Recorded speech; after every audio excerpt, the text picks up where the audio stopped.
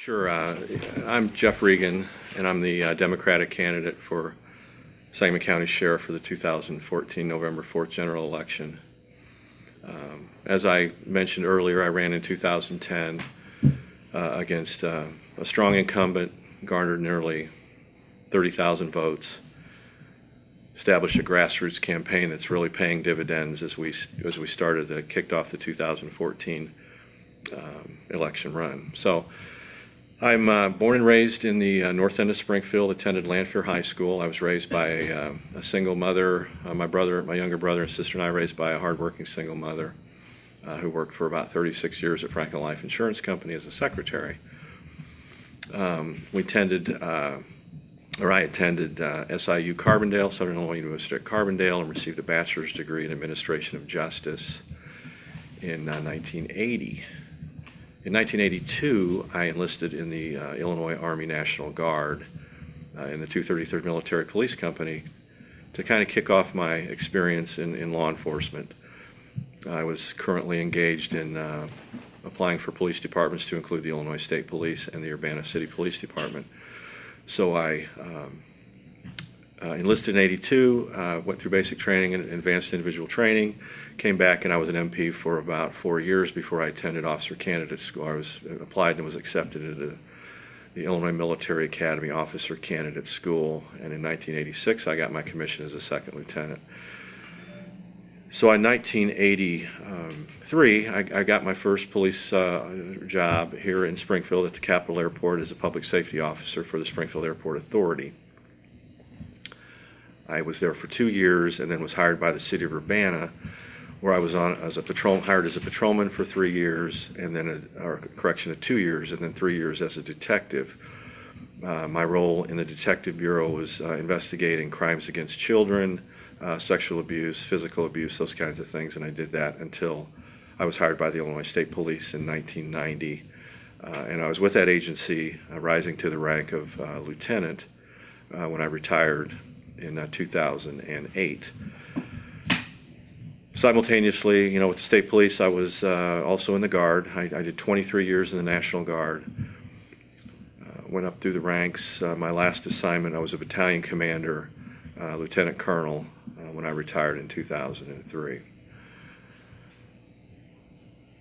After I retired in 2008 from the state police, I became a state contractor, a Homeland Security contractor working for the Illinois Law Enforcement Alarm System.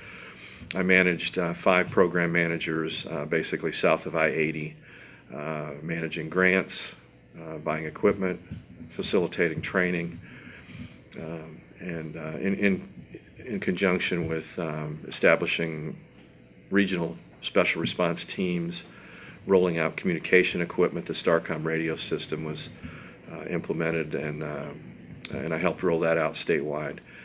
And then in 2011, I was recruited and accepted as a NATO rule of law contractor, civilian contractor, where I was deployed to Kandahar, Afghanistan, to assist in the training of Afghan National Police criminal investigations officers.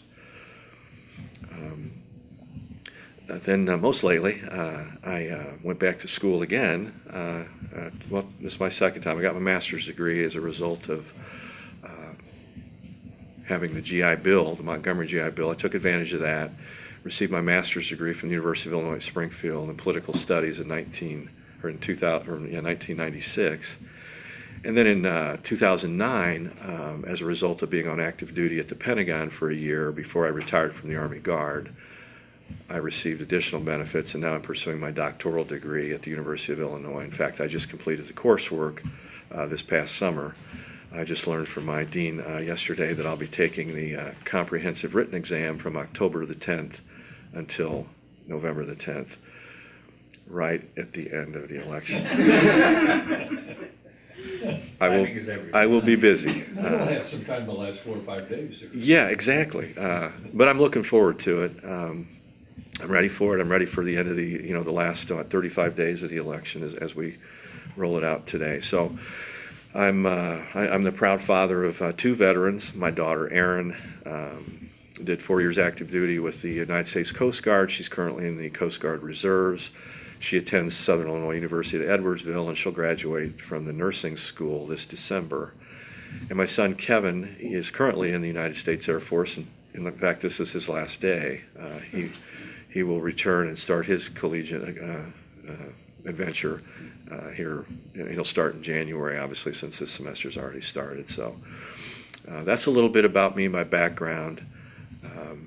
I'm ready to be the sheriff of Sangamon County. I believe I have the law enforcement experience, the leadership skills to manage a large operation and a large complex operation that the sheriff's office is with an $18 million budget. With your efforts to get advanced degrees, I'm wondering, what is your philosophy about deputies and college education? Yeah, as you all know, the current requirement for the Sangamon County sheriffs to be a deputy, to be selected as a deputy, is to have a bachelor's degree. And I think that's an adequate policy, and I would certainly support that. With formal education brings more analytical thinking, brings more life experiences. I think it makes officers more patient. I think it's a requirement that if I was elected as sheriff that I would continue. Wes Barr, who's your opponent now, when he ran, I believe he said that military experience, and I think it was 2 years active duty, I'll have to look it up, and maybe you know this better than I, could replace that college experience and would be okay. Are you okay with that, or are you not okay with that? I would look at rather, Bernie, and I would review this,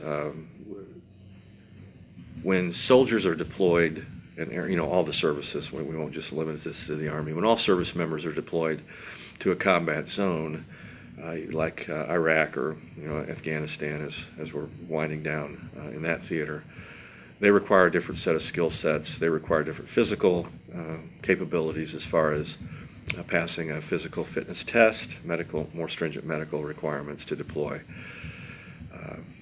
The Illinois State Police recently adopted a policy that I would certainly review again, looking at if a applicant who did not possess a bachelor's degree was deployed on active duty for at least a year in a combat theater and received a campaign ribbon,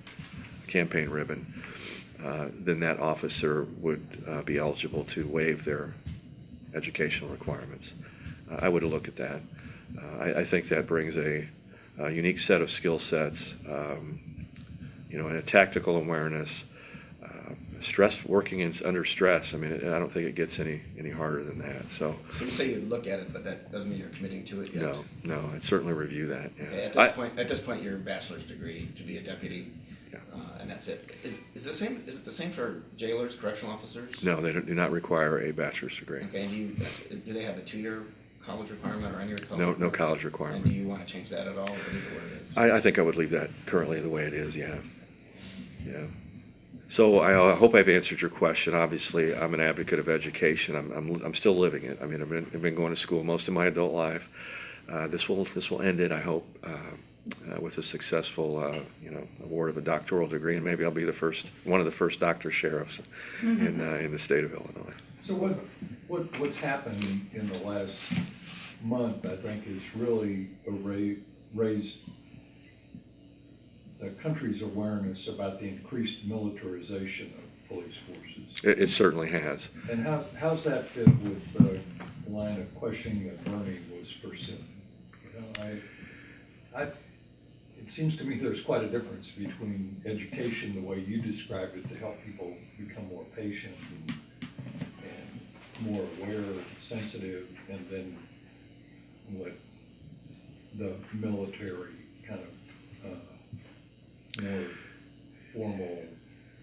Yeah, let me be clear. I do not support militarization of police departments. What we've seen, what you're referring to in Ferguson, Missouri, and some other communities. I mean, Ferguson is clearly bright-lining this issue.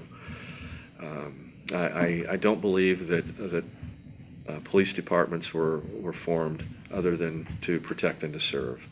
It's certainly not rolling out in mine-resistant anti-personnel vehicles, commonly referred to an MRAP. And I rode in an MRAP for a year. And the reason we wrote in MRAPs was to protect us from improvised explosive devices. Now, last I checked in Sangamon County, that is not a problem. Was a bomb downtown. Most of that's in City of Springfield, but and they had the appropriate resources to do that. And when I say IED burning, I'm talking clearly about what we deal about, what our soldiers are dealing with in a combat theater. Correct me if I'm wrong, I think the department has one of these vehicles. It does. Would you look at getting rid of it? I would do more than look at getting rid of it. That would be returned to the Central Management Services the day I was elected sheriff. Oh, okay. In addition to that, I would take a look at any other military equipment that the sheriff's office has received through the Defense Reutilization Program. The 1033 is the state program, and 1122 is the federal program. The 1122 program is the program where they receive the MRAP.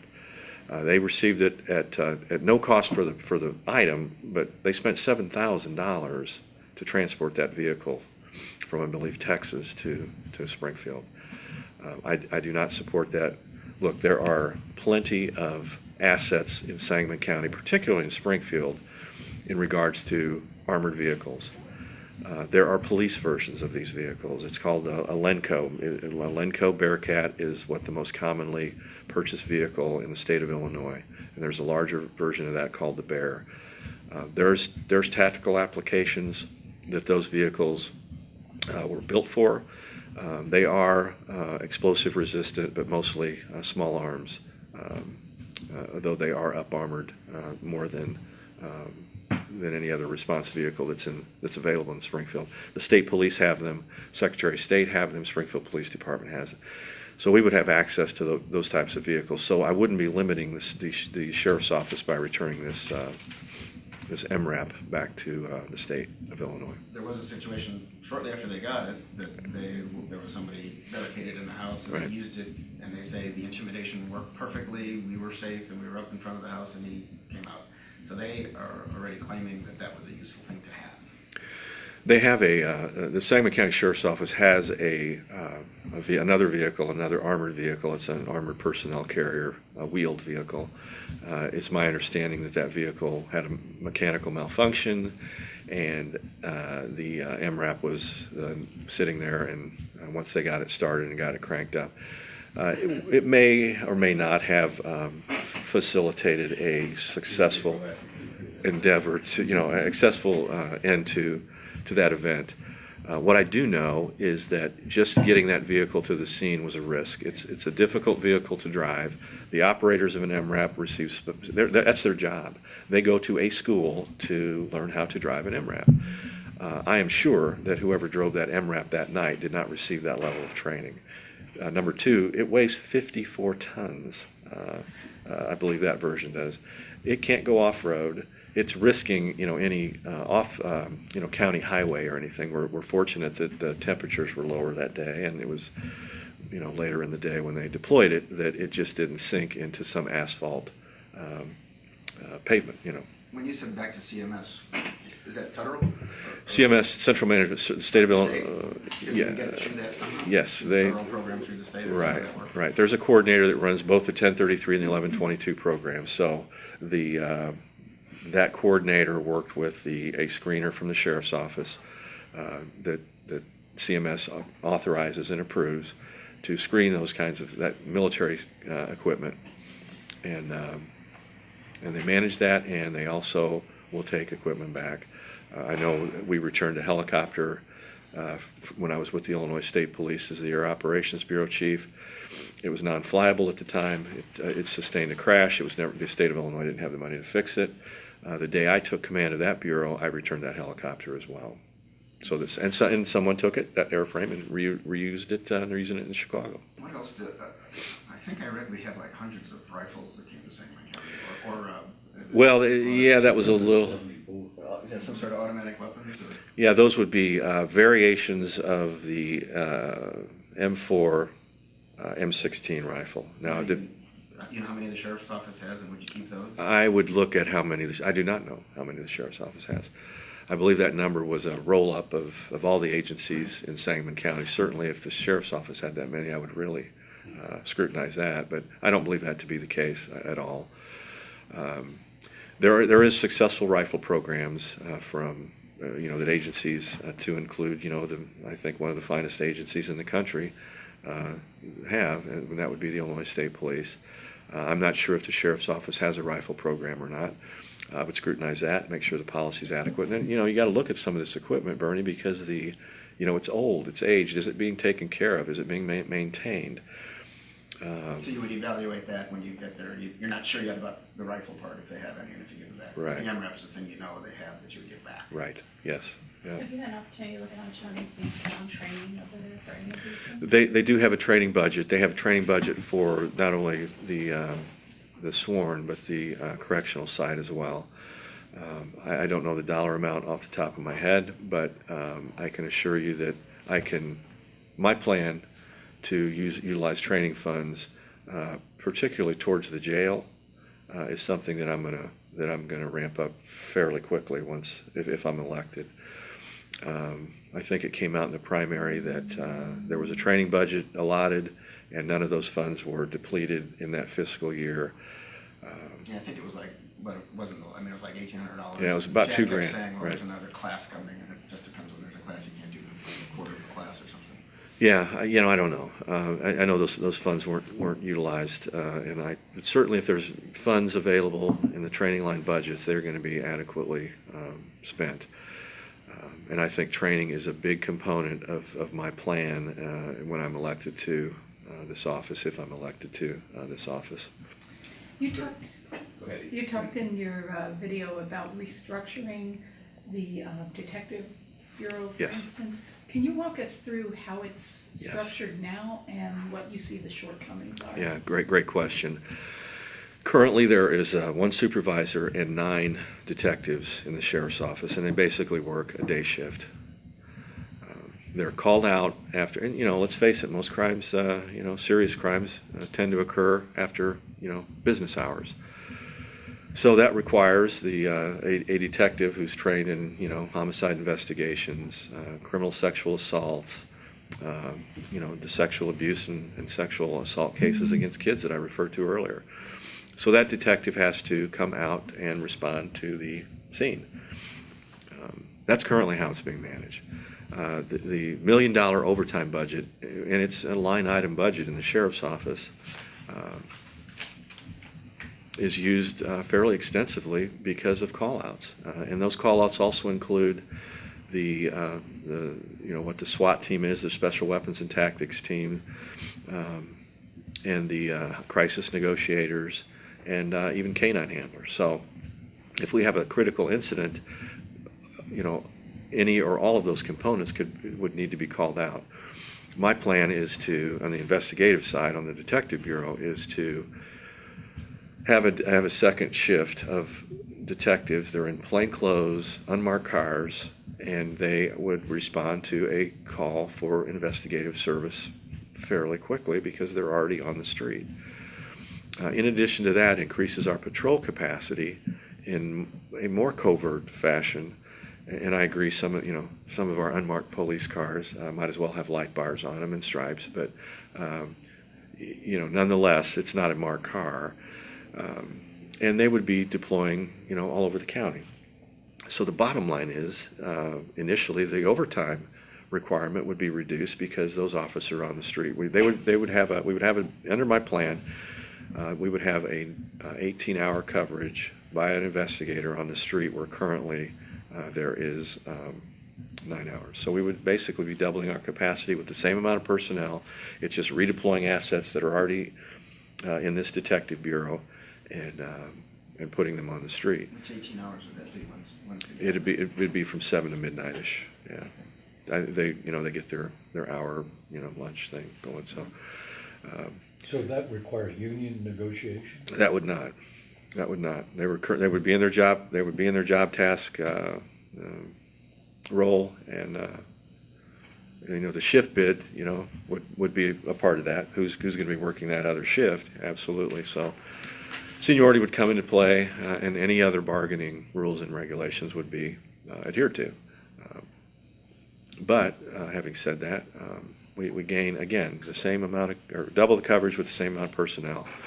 and we have them on the street to expedite calls for service, particularly those that are fairly serious, that a detective would be called out to work. And then in addition to that, you also heard that I want to put a female detective trained and specialized in responding and investigating criminal sexual assault and abuse against women and children. Research proves, that those kinds of victims are more sensitive to a female investigator. They're more responsive. And common sense tells us that that's probably the case as well. Particularly, I investigated child sex cases and abuse cases for years, and there were times where the victim would not respond to me, and I would have to borrow an investigator from another agency, usually, the county or the University of Illinois PD at the time. I was successful probably, 90-some% with using anatomically correct dolls or diagrams, depending on the age group. But anyway, so the plan would be to have a woman trained in that type of investigation. And currently we have, I believe, 2 criminal investigators. One is a supervisor. So we have 1 detective that is in the bureau, and then the rest are males. And I certainly wouldn't. You say two women, you mean? Yes, sir. Yeah. And I wouldn't want to, indicate that males are not competent in this, because they clearly are. But there are, my idea would be to have that asset, that resource, that human resource available. Are you sure they're not doing that already, just given that they have the two the caseload, there's not, there are going to be times, many times, when a male would have to investigate that type of an offense. So when you say add a female detective, you're saying add to the 2, are there 2 now? That are Yeah, detectives? one's a supervisor and one's a detective. Okay, so you're just saying, and would that be from within the ranks, or Yes. from outside, or you're not sure? From within the Do ranks, you know what yeah. the split is, male, female on the force? I don't. I don't know. I just know that there will be a female specialized in training, specialized in investigating and trained in this type of response in crime. How would that work though with your plan?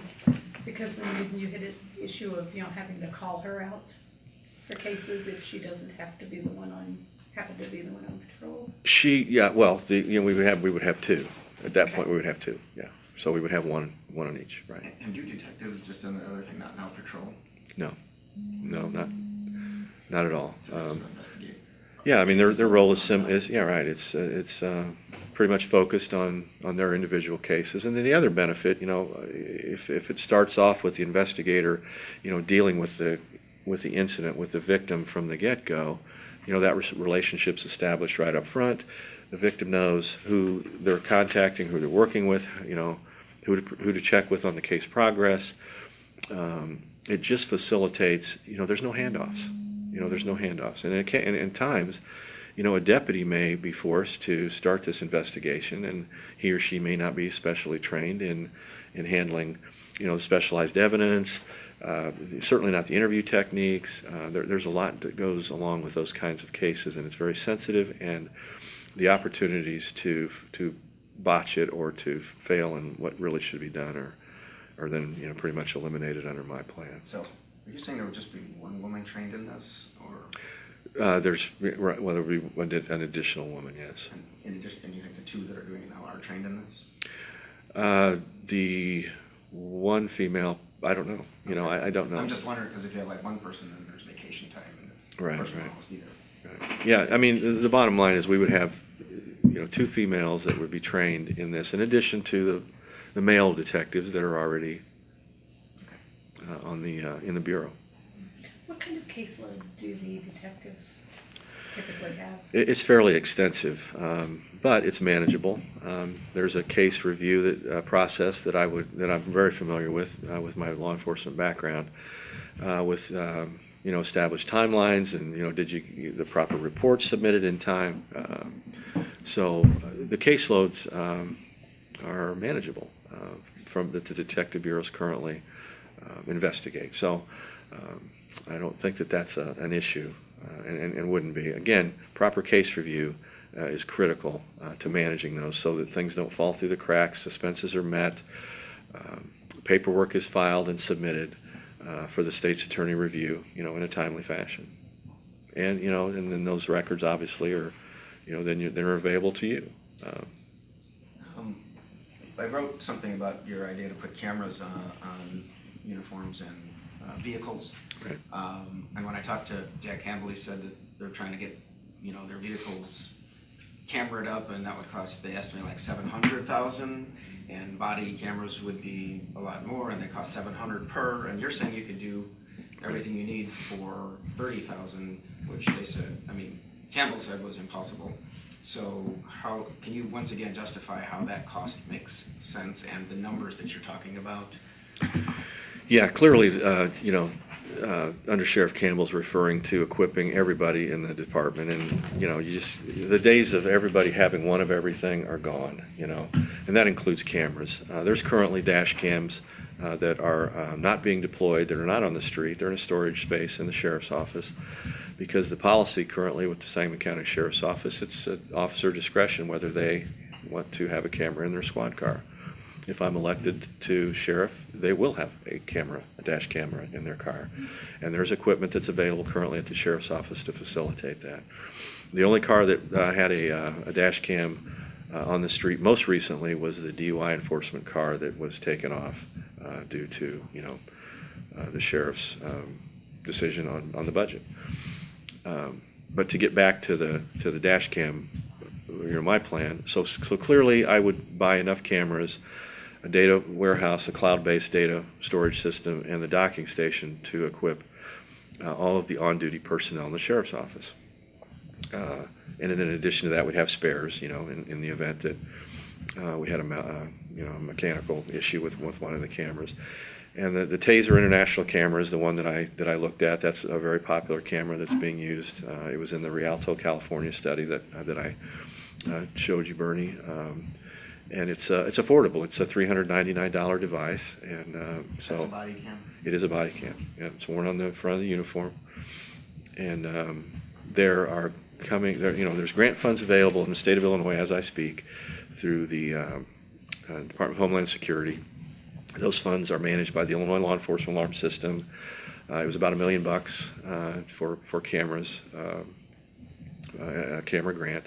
And then obviously as a result of everything else that's going on, mostly focused in Ferguson, the Department of Justice will be releasing funds for technology related to body cameras and other camera equipment in the near future. So that would be managed by the Illinois Criminal Justice Authority, different entity, but law enforcement is familiar with working with both of those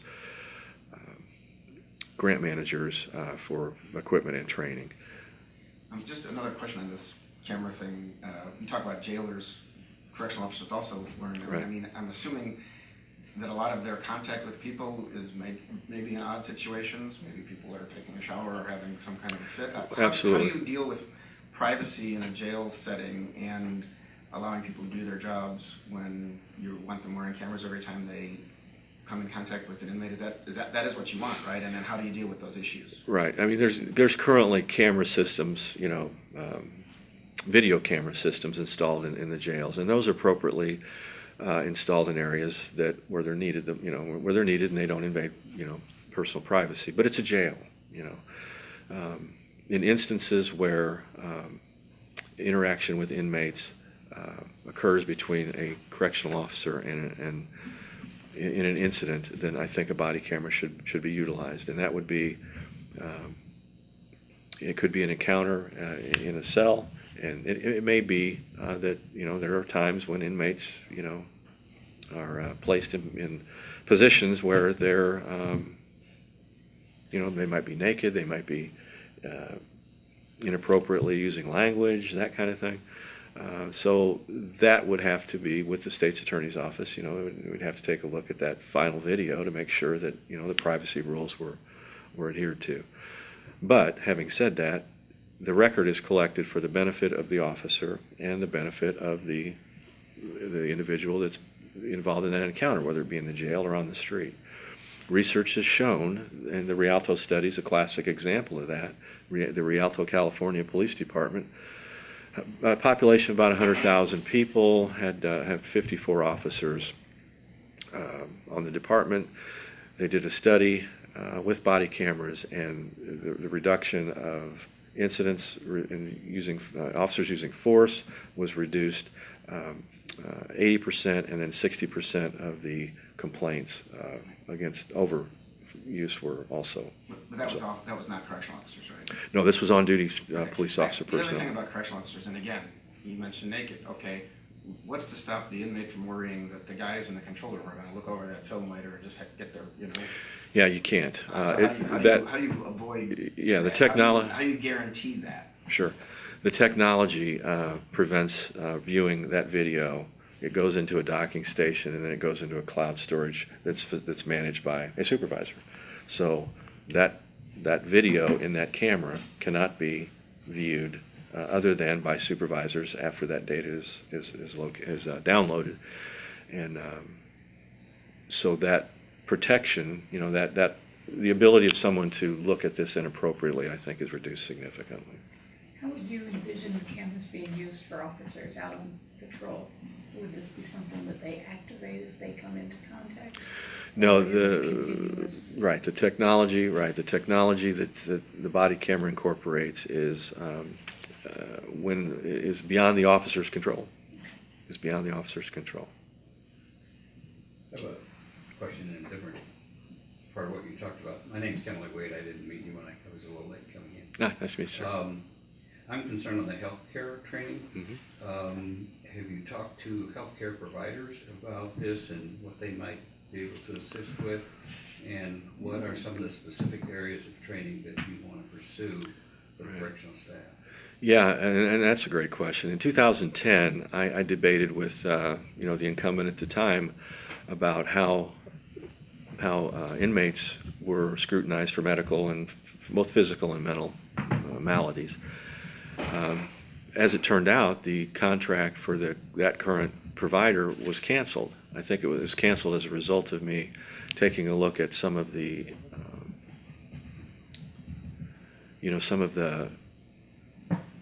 end results of improper medical examinations or diagnoses, and certainly we don't want untrained personnel, in the jail making those decisions. So, there was a pretty a lawsuit that, it's been going on for years. It was going on in 2010. That was recently awarded a settlement on, and that was the Hugh Carlock case. And he had lots of medical and psychological problems.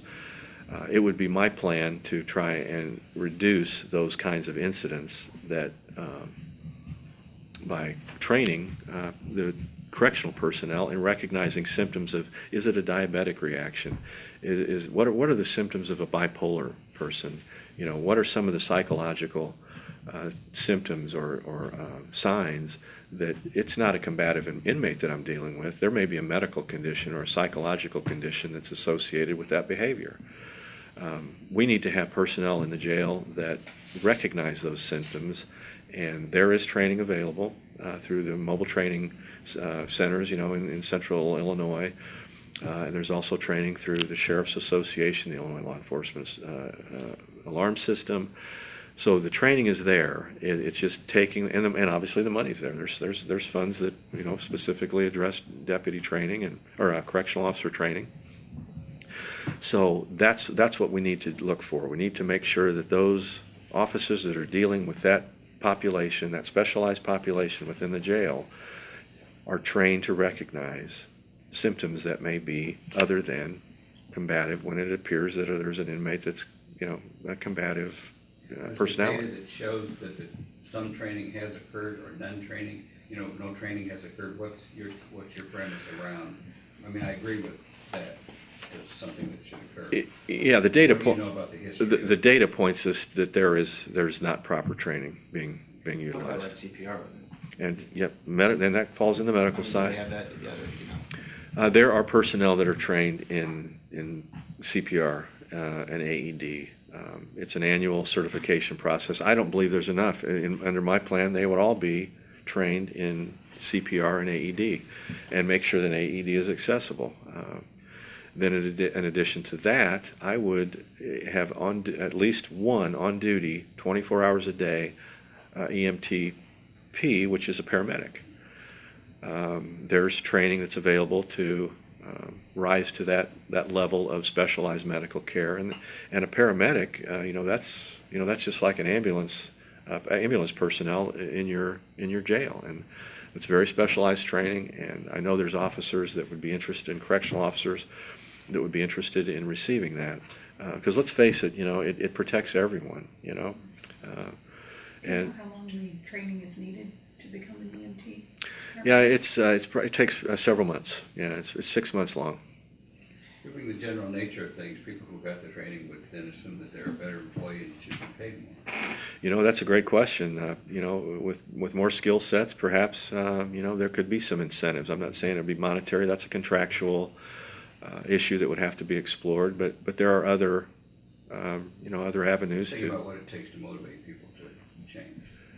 Right, and that would be, maybe that's the avenue that some people are, that trips their trigger, if you will. Speaking of money, I think the sheriff has never gotten like his quarter cent sales tax for law No. enforcement. Am I right about this? He is not. Okay, and what's your position on that? The same as in 2010. There's no need for it. Yeah, there's no need for a tax of any sort, public safety tax or whatever other label that we want to affix to it. The $18 million budget is sufficient to run that operation more than adequately. Let's face it, the sheriff's done a great job over his 20-year career. I look to move on if I'm elected and improve on what he's done in his entire operation. Did you say he did a great job 4 years ago when you were running against him? I may have. Yeah. No, seriously. Walking by a sleeping guy. Well, we debated policy fairly stringently, and I think as a result of that debate, of those conversations, that dialogue that I had with Sheriff Williamson, I think it actually improved some things. We know for sure one contractor was removed and replaced with another healthcare contractor, and I want to believe that I was part of that decision. Also, 4 years ago, you got on the ballot as a write-in candidate, and then Did. I know we were busy in various ways, but you did it again this time. Does that cause any question about commitment to being here? Because you didn't sign up at the usual time as a candidate this time again. Well, I mean, I was part of the process of getting on a ballot. Period. I mean, the write-in is part of the process, and as many of you may know or may not know, I mean, I was the interim executive director of the Illinois Capital Area Red Cross chapter here in Springfield, and I was asked to be their interim director while they had a national selection for a permanent hire after the former chapter CEO left and went to another local not-for-profit. So the arrangements were, I would stay till the end of the year to facilitate a run for sheriff, going through the other side of the process, which is soliciting signatures. I was unable to do that because of the Central Illinois tornadoes that occurred in Gifford and in Washington, and obviously, you saw, a little piece on the video we're rolling out. So, I was downrange. So it's the whole tornado excuse.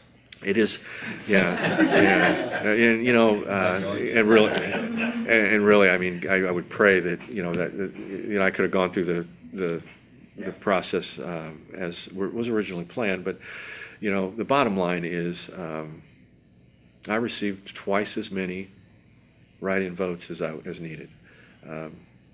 So I think that shows. It shows that I'm committed, because going for the write-ins, there's no guarantee. You can when your signature allotment is completed.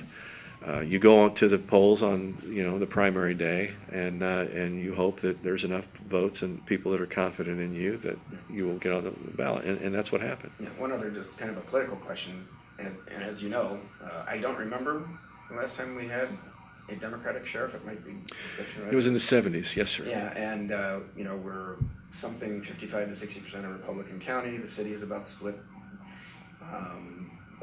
Why should people kind of deny their politics and go for a Democratic sheriff, or does that matter? You know, I think at the end of the day, once my qualifications and my background I are, think the siren is on just for effect. well, yeah, right in the middle of my answer, I can tell. Okay, anyway, So, That's the video. that was not a plant. I could tell. I know. Yeah, it's got to be a busy street. No, to your point, when a voter goes into the voters booth, and they at the crucial time when they darken that oval, they are picking what I believe to be the most qualified candidate for whatever office that they're voting for.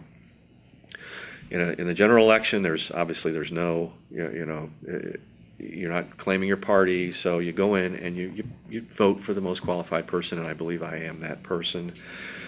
So I'm not saying that politics are not part of the equation, because they certainly are.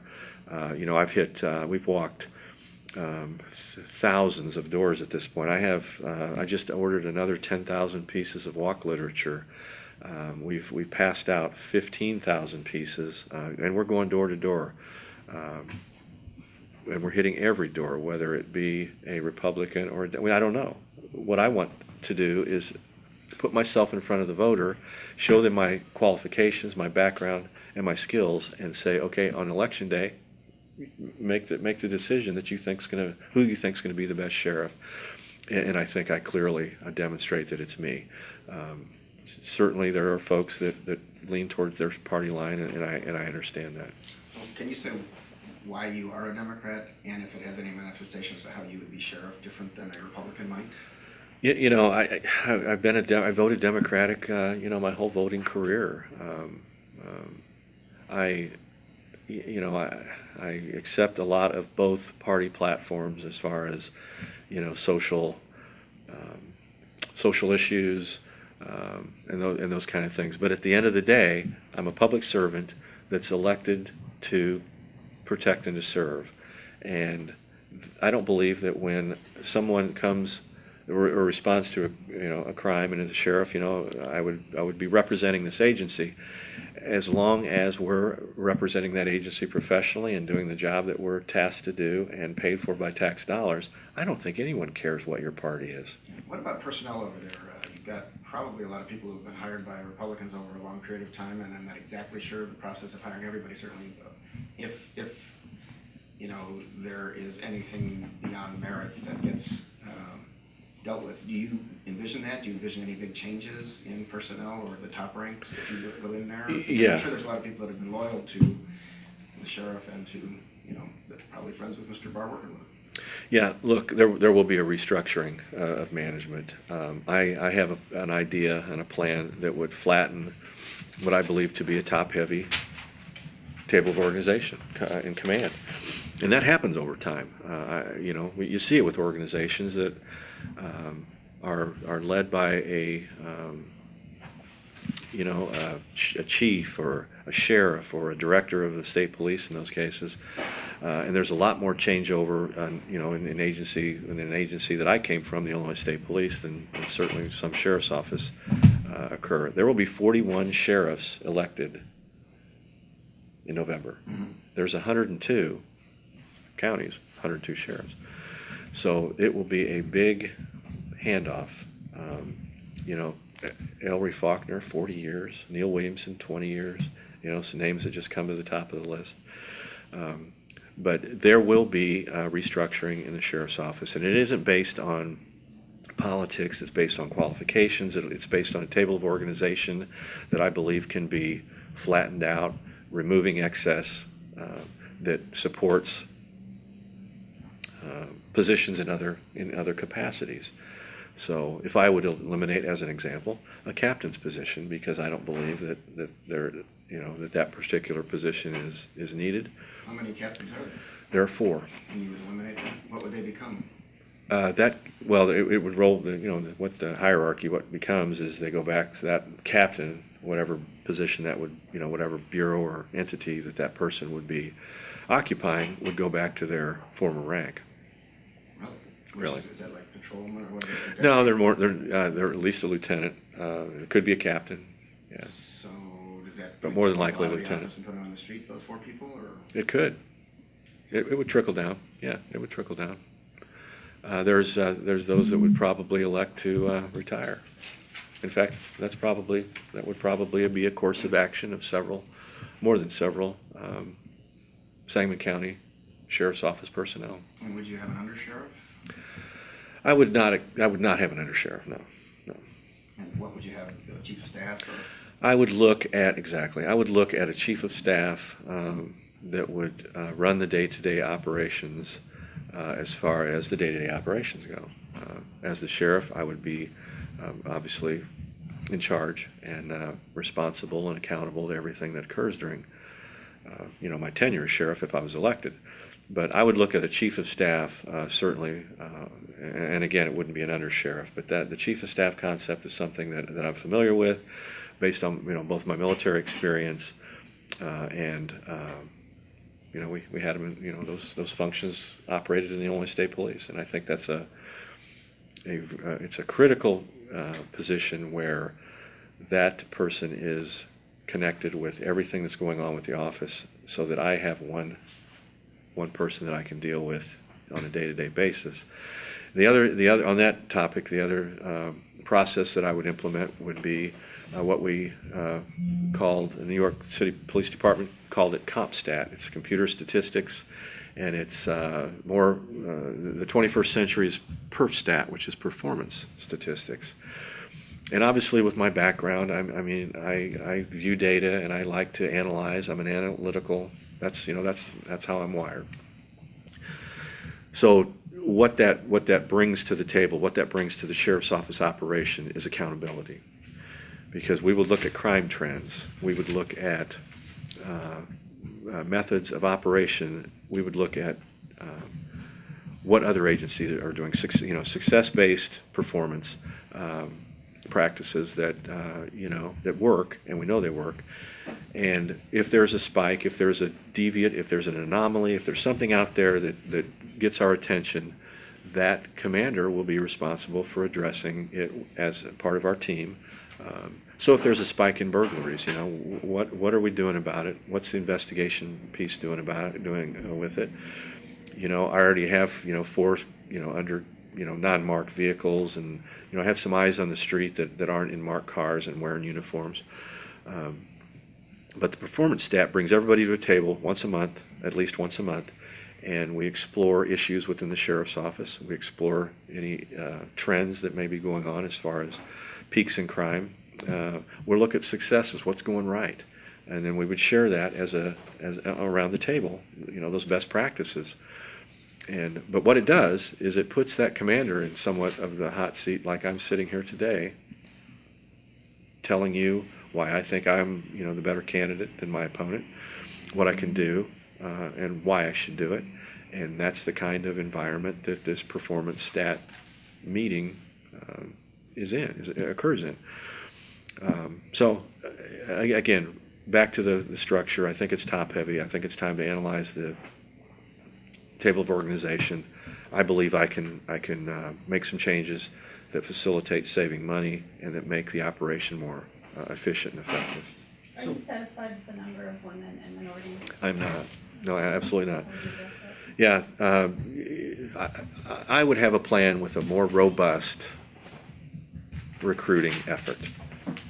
A robust recruiting effort where everyone is a recruiter. Everyone is a recruiter. We need to expand our population beyond the city of Springfield. We need to start looking at universities that have criminal, that award criminology degrees, or where students explore law enforcement, where they get a degree in law enforcement. I'm not saying that, Bernie, because I know where you're going next, I wouldn't mandate a bachelor's degree in law enforcement or administration of justice or anything like that. But Western.